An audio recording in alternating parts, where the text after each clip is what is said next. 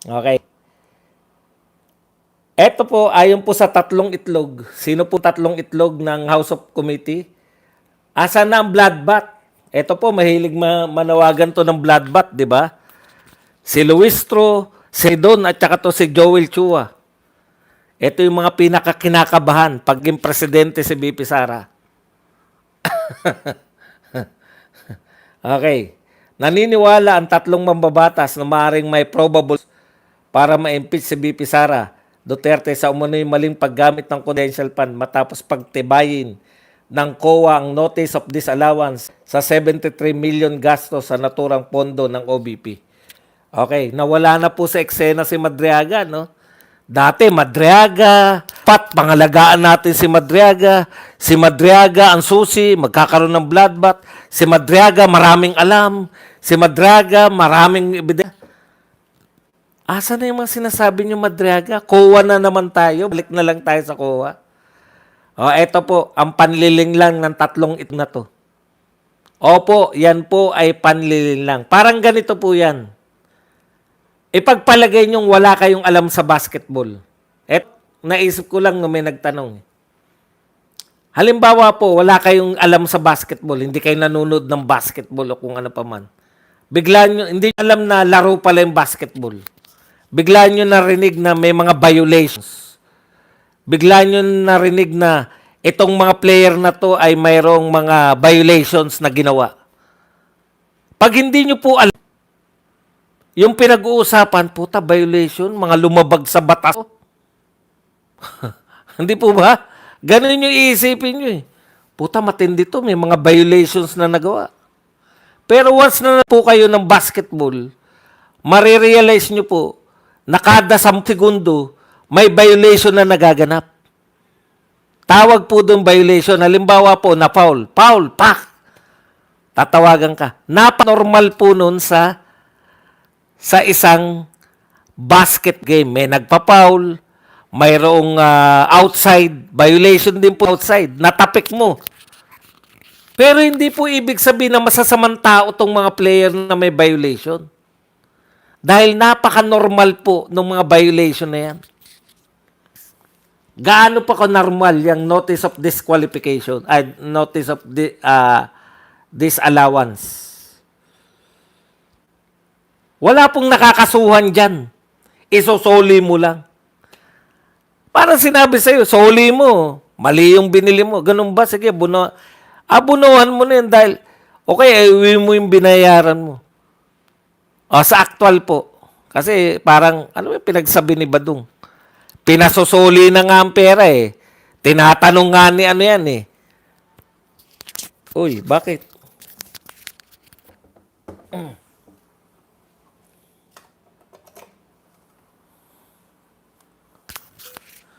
Pinasosoli nga daw yung pera kay BP Sara, di ba? Tinatanong ni Shell Jokno. Kasi wala na si Madriaga. Pipigain na lang nila uli, yung COA na lang uli. Tama po yun po meaning ng notice of disallowance. Isoli mo yung pera. Ngayon, ang tanong, dahil ba dyan makukulong ka? Hindi po. Isosoli mo lang eh.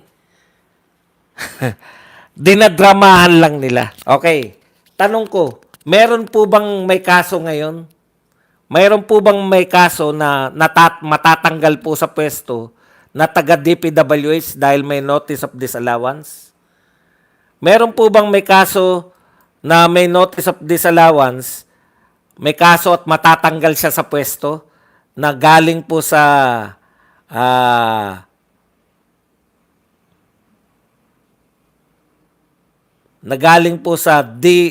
DOTR? Meron po bang napipinto na pag-uusapan na tatanggalin sa Department of Agriculture dahil may notice of disallowance? Wala. Bakit? Pinalalabas po nila ng mga criminal act. Hindi naman po. Napaka-normal lang po yan. Totoo ba yan, Badong? Opo, eto po. Mula po to sa COA.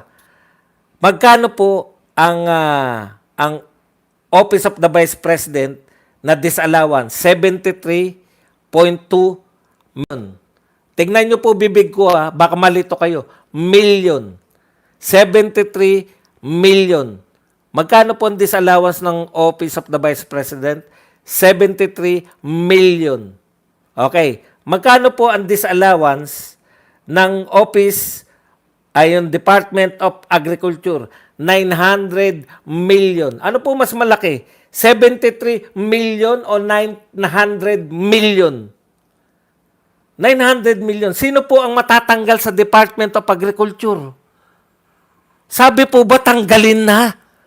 Tatanggalin na po ba si Tio? Nabalitaan niyo po ba na tatanggalin si Chu? Walang balita. Nabalitaan niyo ba na may disallowance? Hindi niyo rin nabalitaan. 'Di ba? Kasi hindi binabalita. Kasi napaka-normal ng notice of disallowance. Hindi ko po sinasabi na mali yan. Ang sinasabi ko, may mga kulang pong mga dokumento yan. Kaya hindi po na may notice sila ng disallowance.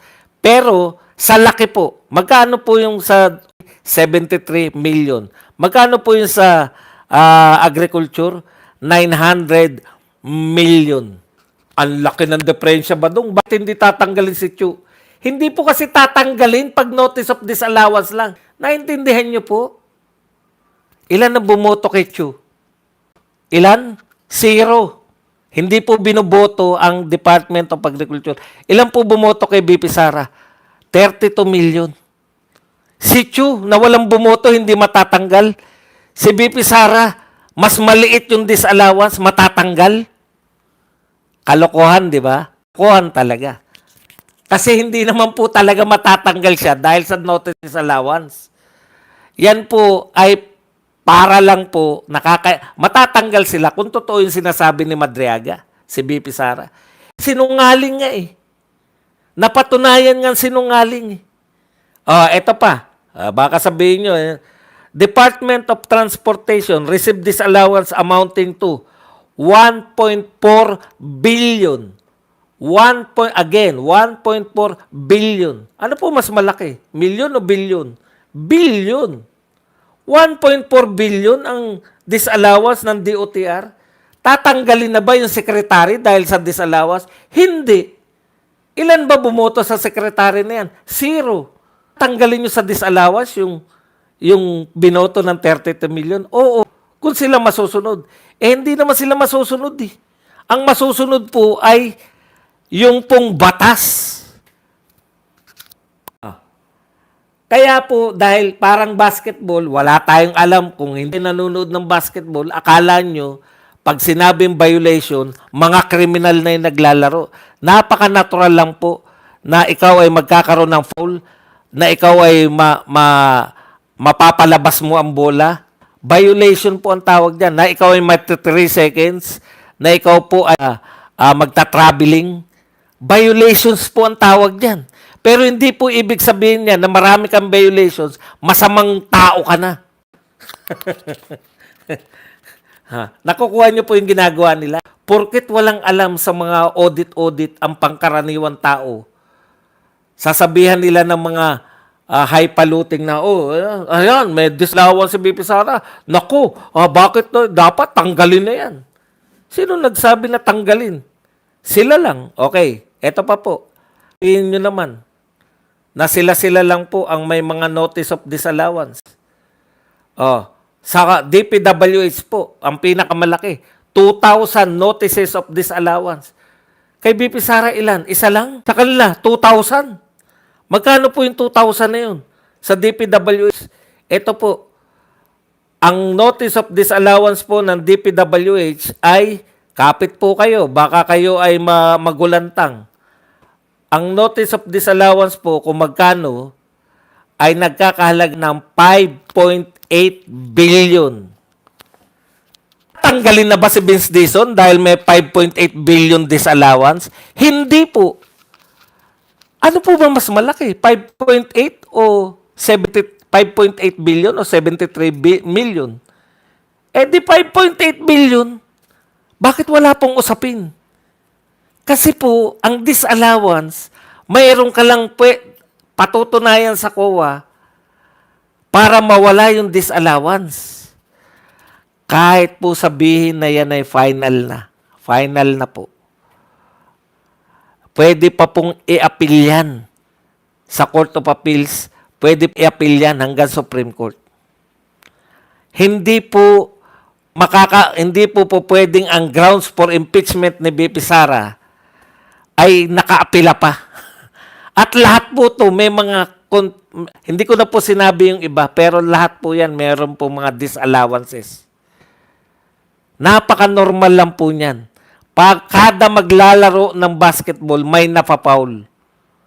Hindi po ibig sabihin na napaul ka, samang tao ka. Lumabag ka ba sa patakaran? Siyempre, ang sabi sa patakaran, dapat ang tamaan mo ang bola. Pero ang tinamaan mo ay kamay. Foul ang tawag doon.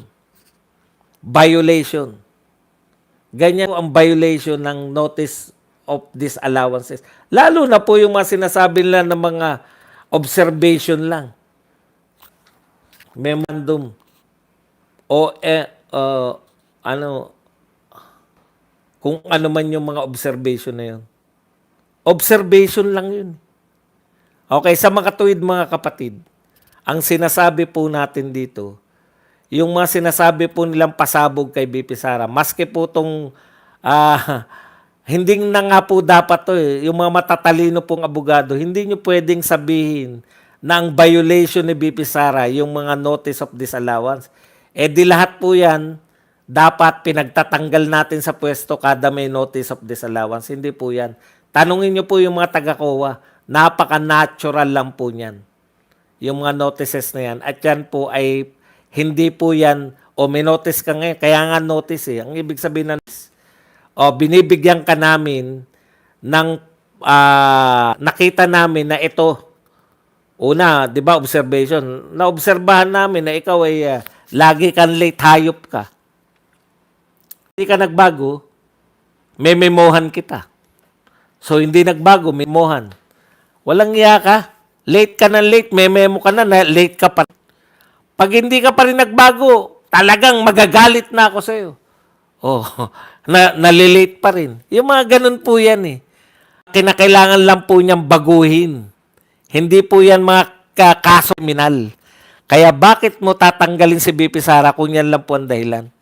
Kaya nga po kinakailangan nila si Madriaga kasi kung babalik lang po sa COA nang pinoprove po nila, wala namang Mary Grace Piatos Bakit pare-pareho yung Mary Grace Piatos? Etc. etc. Mga kapatid, sana may napupulot po kayo dito sa mga pinagsabi natin na yung kapalpakan po nila kay Madriaga, ngayon naman kinukumbinsin nila tayo na yung dati ng mga COA na wala, katunayan nga po, meron pong nilalabas yung COA. Hindi po ba kontras yun? Nababalitaan po natin ng Office of the Vice President ay nakakakuha ng unqualified, unqualified, ano na nga tawag doon? Report. Ibig sabihin, nakakasunod ang Office of the Vice President sa pinamataas na pamantayan ng pag-audit. At the same time, opinion, no? Unqualified opinion. At the same time, meron po silang tinatawag na notice of disallowance. Paano po nangyayari yun? Yun lang po yung paliwanag doon. Napaka-natural niyan. Pero yung magkaroon ka ng unmodified opinion, yan po ay maliwanag na talagang nakakasot po ang Office of the Vice President sa mga pamantayan ng COA. Kaya titignan nyo, ang dami po ng mga investigasyon. Bakit po kung lang po sila nagsasentro ngayon? Hindi ko rin po maintindihan. Samantalang pag yan lang po ang sinentrohan nila, mababasura lang po yan. Dahil lahat po ng mga senador natin, humawak po yan ng mga budget. May opisina po yan, may budget po, nagle-liquidate sila ng budget. At nararanasan po nila yan in one way or another, yung mga notices na nagmumula sa COA. Nararanasan din po nila magkaroon one way or another, one time, sa mga buhay nila bilang senador na nagkakaroon sila ng mga notices of disallowance na nababago naman nila. Hindi po kasi yan mga criminal na gawain na hindi kahit magsisi ka, tapos na. Halimbawa, nakapatay ka. Magsisi ka man, hindi mo na maibabalik ang buhay ng isang tao. Ito po kasi, kulang ka ng 3 papeles. Puta, pwede mong hagilapin yung papeles na yun. Nagkulang ka, o kaya humingi ka, kung talaga namang bumili ka ng gamit, kulang lang. Di puntahan mo lang yung nag-supply sa'yo. Nawala ko, magkukundak ka kung ano man yung papagawaan nun, makakagawa ka ng kopya, another kopya. Maraming kopya yan, di ba? Another kopya.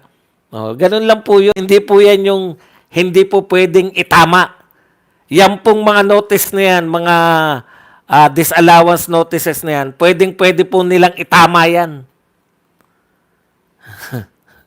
Ganun lang po, kaya bibintangan nila kung yan lang po ang magiging batayan nila, nakalimutan nila. Kasi si Madriaga po yung nagtatahi-tahi ng mga kriminal criminal activities ni BP Sara kung hindi nakapanipaniwala si Madriaga, tinablan nila, wala na halos silang kaso kay BP Sara. Kaya COA na lang sila.